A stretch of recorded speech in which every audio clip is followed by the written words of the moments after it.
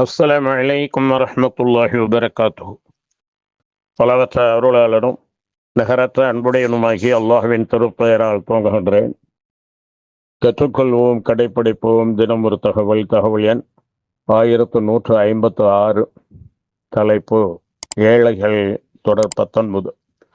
அன்புடையவர்களே, கண்ணியத்திற்குரியவர்களே, மனித வாழ்க்கையில ஏற்றத்தாழ்வுகள் பொருளாதார ரீதியாக நல்ல வசதியோடு வாழ்ந்தவர்கள், வாழ்ந்து கெட்டவர்கள் என்ற நிலையில வறுமையை தேடிக்கொள்ளக்கூடிய சூழ்நிலைகளும் நாம் இந்த உலகத்திலே பலரை பார்க்கின்றோம். அதே போல பஞ்சையாக, பராரியாக, ஏழையாக இருந்தவர்கள் மிகப்பெரிய செல்வந்தர்களாக ஆகி செல்வ செழிப்போடு வாழ்கின்ற நிலையையும் நாம் பார்க்கின்றோம். எது எப்படி இருந்தாலும், எந்த நிலை வந்தாலும் இருந்த நிலை மறக்கக்கூடாது என்று சொல்வார்கள். ஏழைகளாக இருந்தவர்கள் வசதி வாய்ப்பு பெறும்போது தாங்கள் ஏழைகளாக இருந்ததையே மறந்து விடுகிறார்கள்.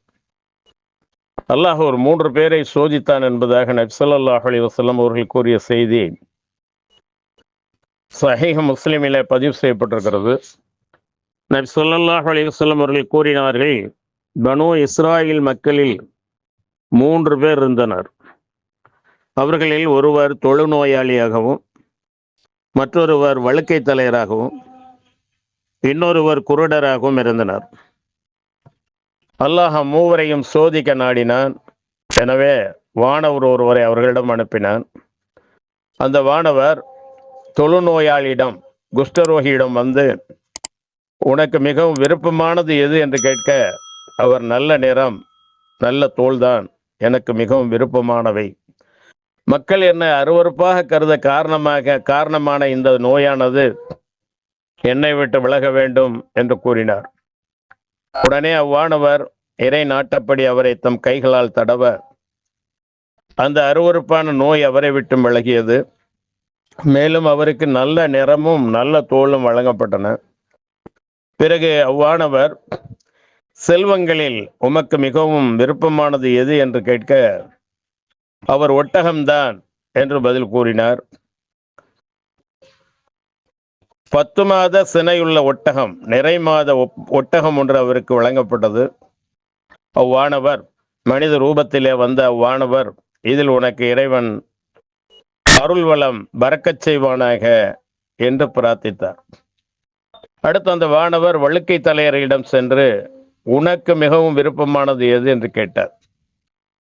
இளைஞனான எனக்கு இந்த வழுக்கை தலை அசிங்கமாக இருக்கிறது, அழகான முடிதான், மக்கள் வெறுக்கும் இந்த வழுக்கத்தலை என்னை விட்டு நீங்க வேண்டும் என்றார். உடனே அவ்வானவர் அவரது தலையை தடவினார். வழுக்கை மறைந்தது, அழகிய முடியை பெற்றார். அவ்வானவர், செல்வங்களில் உமக்கு மிகவும் விருப்பமானது எது என்று கேட்டார். அவர் பசுமாடுதான் எனக்கு மிகவும் விருப்பமான செல்வம் என்று சொன்னார். உடனே அவ்வானவர் அந்த வழுக்கை தலையருக்கு சினையுற்ற பசுமாடு ஒன்றை கொடுத்து, அல்லாஹ் உமக்கு இதில் அருள் வளம் பரக்கத் புரிவானாக என்று பிரார்த்தித்தார். பிறகு அந்த வானவர் குருடரிடம் சென்று, உனக்கு மிகவும் விருப்பமானது எது என்று கேட்க, அவர், அல்லாஹ் என் பார்வையை எனக்கு திரும்பச் செய்வதும் திரும்பத் தருவதும் அதன் மூலம் மக்களை நான் பார்ப்பதும் தான் எனக்கு மிகவும் விருப்பமானது என்று பதிலளித்தார். உடனே அவ்வானவர் அவரை தமது கரத்தால் தடவ அவருக்கு அல்லாஹ் அவரது பார்வையை திருப்பி தந்தான். பிறகு அவ்வானவர், செல்வங்களில் உமக்கு விருப்பமானது எது என்று கேட்டார். அவர் ஆடு என்றார். அவருக்கு அவ்வானவர் சினையுற்ற ஒரு ஆடு ஒன்றை கொடுத்தார். அல்லாஹ் இதில் பரக்கத், அருள் வளம் நல்கட்டும் என்று பிரார்த்தித்து, ஒட்டகமும் ஆடும் வழங்கப்பெற்ற இருவரும் நிறைய குட்டிகள் ஈந்திட பெற்றனர். ஆடு வழங்கப்பட்ட இந்த மனிதரும் நிறைய குட்டிகள் ஈந்திட பெற்றார். தொழுநோயாளியாய் இருந்தவருக்கு ஒரு பள்ளத்தாக்கு நிரம்ப ஒட்டகங்களும், வழுக்கை தலையராய் இருந்தவருக்கு ஒரு பள்ளத்தாக்கு நிரம்ப மாடுகளும், குருடராக இருந்தவருக்கு ஒரு பள்ளத்தாக்கு நிரம்ப ஆடுகளும் சேர்ந்தன. பிறகு அவ்வானவர் தொழுநோயாளியாய் இருந்தவரிடம் தமது அதே தோற்றத்திலும் அமைப்பிலும் சென்று நான் ஒரு ஏழை மனிதன், என் பயணத்தில் வாழ்வாதாரம் மறுபட்டு விட்டது, செலவுக்கு பணம் தீர்ந்து போய்விட்டது. இன்று உதவிக்கான வழிவகை எனக்கு அல்லாஹ்வையும் பிறகு உன்னையும் தவிர வேறு எவரும் இல்லை. உனக்கு அழகிய நிறத்தையும் நல்ல தோளையும் செல்வத்தையும் கொடுத்த இறைவனின் பெயரால் உன்னிடம் ஒரு ஒட்டகத்தை கேட்கிறேன். அதன் மீது பயணம் செய்து நான் போக வேண்டிய இடத்திற்கு போய் சேருவேன் என்று சொன்னார். அதற்கு அந்த மனிதர், குஷ்டரோகியாய் இருந்தவர், எனக்கு கடமைகள் நிறைய இருக்கின்றன, எனவே என்னால் நீ கேட்டதை தர முடியாது என்றார். உடனே அவ்வானவர், உன்னை எனக்கு தெரியும் போல் உள்ளது, மக்கள் அருவருக்கின்ற குஷ்டரோகியாக நீ இருக்கவில்லையா? ஏழையாகவும் இருக்கவில்லையா? பிறகு அல்லாஹ் உனக்கு செல்வத்தை கொடுத்தான் அல்லவா என்று கேட்டார்.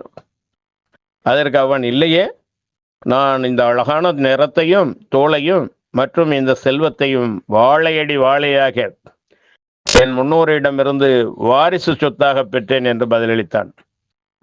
உடனே அவ்வானவர், நீ இக்கூற்றில் பொய்யனாய் இருந்தால் நீ முன்பு எப்படி இருந்தாயோ அப்படியே உன்னை அல்லாஹ் மாற்றிவிடட்டும் என்று சொன்னார். அதே போல் அவன் செல்வங்கள் எல்லாம் அழிந்த நிலையில பழைய தொழுநோயாளியாகவே மாறிவிட்டார். பிறகு வழுக்கை தலையிடமும் அவ்வாறு சென்று கேட்டபோது அவரும் முதலாம் அவர் பதிலளித்ததை போன்றே பதிலளித்தார். வானவரும், நீ உன் கூற்றில் பொய்யனாய் இருந்தால் நீ முன்பு எப்படி இருந்தாயோ அப்படியே அல்லாஹ் உன்னை மாற்றிவிடட்டும் என்று சொன்னார். பிறகு இறுதியாக குருடரிடம் தமது அதே உருவில் அதே அமைப்பில் வந்து, நான் ஒரு ஏழை மனிதன், வழிப்போக்கன், என் பயணத்தில் வாழ்வாதாரம் வழிச்செலவுக்கான பணம் தீர்ந்து விட்டது, இன்று எனக்கு உதவிக்கான வழிவகை அல்லாஹ்வையும் பிறகு உன்னையும் தவிர வேறெவரும் இல்லை, என் பயணத்தில் என் தேவையை தீர்த்து கொள்ள உதவும் ஆடு ஒன்றை தரும்படி உனக்கு பார்வையை தந்த இறைவன் பெயரால் கேட்கிறேன் என்று சொன்னார். குருடராய் இருந்து பார்வை பெற்ற அந்த மனிதர் வானவரிடம், நான் குருடனாகத்தான் இருந்தேன், அல்லாஹ் எனக்கு பார்வையை திருப்பி தந்தான், நீர் விரும்புவதை எடுத்துக்கொள்க, நீர் விரும்புவதை விட்டு விடுக, எவ்வளவு வேண்டுமானாலும் எடுத்துக்கொள்க, அல்லாஹ்வின் மீது ஆணையாக நீர் எடுக்கின்ற எந்த பொருளையும் திருப்பி தரும்படி அல்லாஹ்வுக்காக நான் சிரமப்படுத்த மாட்டேன் என்று சொன்னார். உடனே அவ்வானவர், உமது செல்வத்தை நீரே வைத்துக் கொள்ளும், இது உங்களை சோதிப்பதற்காகத்தான் உம்மீது திருப்தி கொள்ளப்பட்டது. உம்முடைய இரு தோழர்கள் தொழுநோயாளி வழுக்கை தலையர் ஆகியோர் மீது கோபம் கொள்ளப்பட்டது. உம்முடைய இரு தோழர்கள் தொழுநோயாளி வழுக்கை தலையர்கள் பழைய நிலைக்கு வந்து விட்டார்கள் என்ற இச்செய்தி அபூ ஹுரைரா ரலியல்லாஹு அன்ஹு அவர்கள் அறிவிக்கின்றார்கள். உலக ஆசை இல்லாமல் இருப்பதும் எளிமையாக இருப்பதும் என்ற தலைப்பில் உள்ள அந்த பாடத்தில் 5672வது ஹதீஸாக இச்செய்தி பதிவு செய்யப்பட்டிருக்கிறது. இன்னும் வரும் இன்ஷா அல்லாஹ். ஆகிர் தாவானா அல்ஹம்துலில்லாஹி ரப்பில் ஆலமீன். அஸ்ஸலாமு அலைக்கும் வரஹ்மத்துல்லாஹி வபரகாத்துஹு.